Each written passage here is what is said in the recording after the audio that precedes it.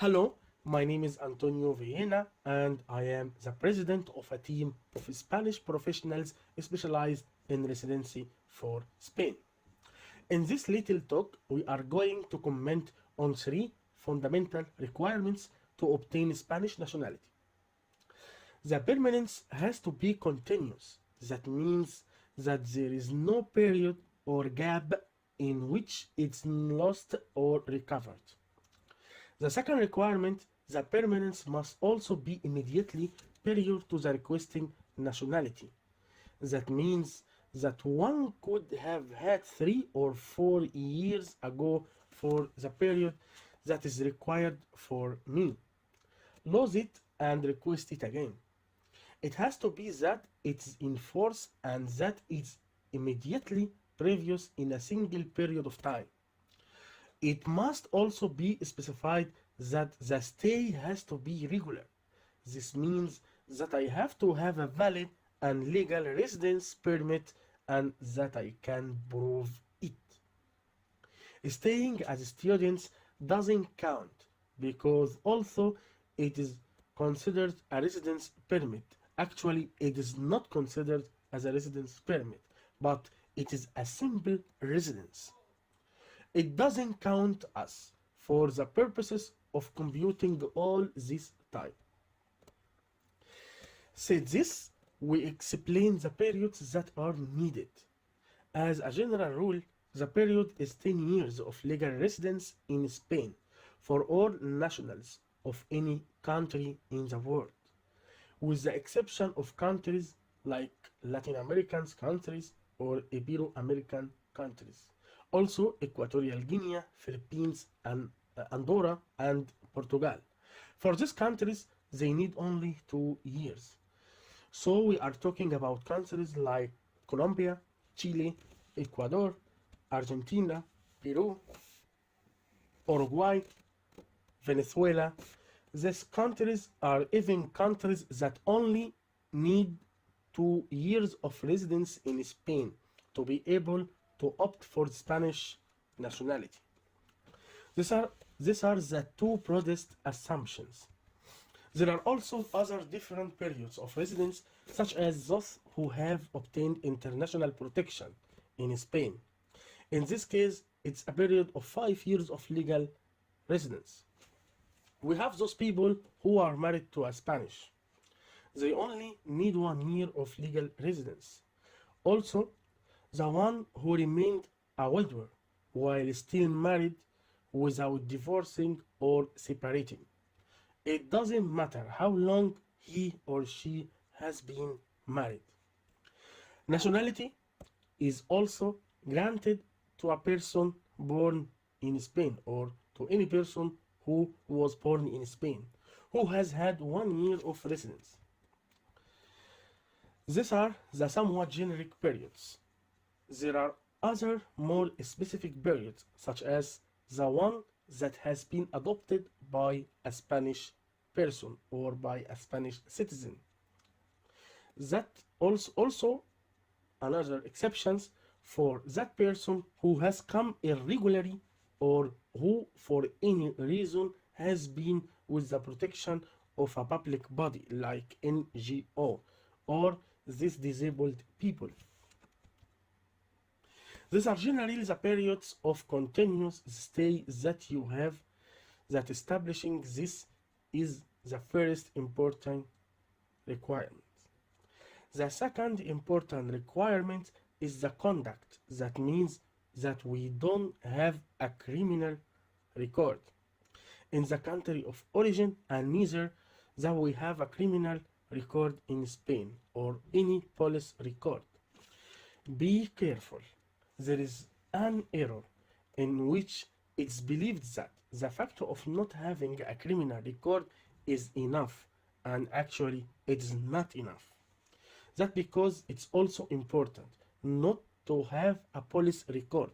That means not having any setbacks with the law, and if they have, they will be required to provide that they are cancelled or to explain the reason why they have it. The third important requirement is also the social integration that since 2015 has been stipulated through national examinations, which are organized in different parts of the Spanish territory, organized also by the Cervantes Institute. There are two types of exams. One is the linguistic exam, called the daily exam of the daily, and the other is an exam on general culture and the Spanish Constitution. It's also called the CCSE. It's for general culture or for general information about the country. Contents of 25 questions exam, or is an exam contains of 25 questions, where we can miss 10 out of 25, and we have 15 to go as correct at least. That's to be able to pass the exam. It's a test type in which we have to select several options. It's not a complicated exam actually. Then we have the other exam, the daily, which is usually complicated and is an exam stipulated at least an A2 level. This exam certifies the ability of the language for the person to understand and use frequently everyday expressions, almost always related to areas of experience that are especially relevant to them for the general life. These countries also that have Spanish as their mother language or first language, such as Latin American countries and Philippines, don't have to have or to take the daily language test. The rest of the countries have to take this test and have to pass it. The language test contains of 4 parts. The first part is the reading comprehension. The task is carried out by the candidate. The test consists of 4 tasks with discrete pre-selected answer questions and a series of texts that accompany the comprehension task. Some tasks may include, instead of a single test or text, several fragments or for micro dialogues. The second part is listening comprehension. It's a way to use the language, and that is related to the mode of transmission, oral or written, and according to the rule in communication. The third part is the written expression. The tasks carried out by the candidates. That the test consists of 2 tasks, one for interaction and one for expression. The total length of the texts that the candidate writes between 130 and 150 words. The fourth part is the oral expression.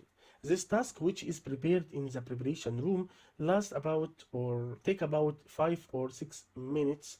The candidate has to prepare a monologue from an image, which has statements that describe the situation and questions to follow in preparing the topic. The candidate can choose between 2 images, both public, educational, or professional. We can help you enroll and study telematically. We have several agreements with various academic and training centers that can help you study and pass the exams.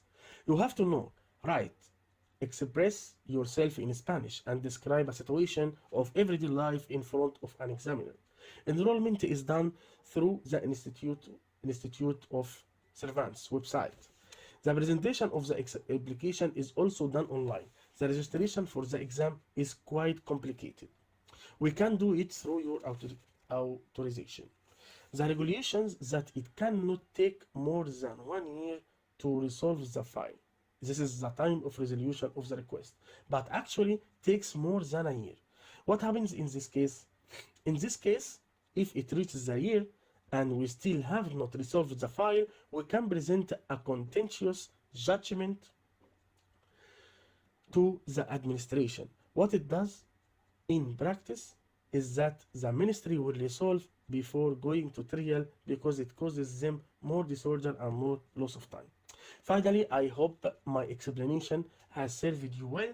All the best for you. Thank you very much and hope to see you again in next videos. Thank you very much. Bye bye.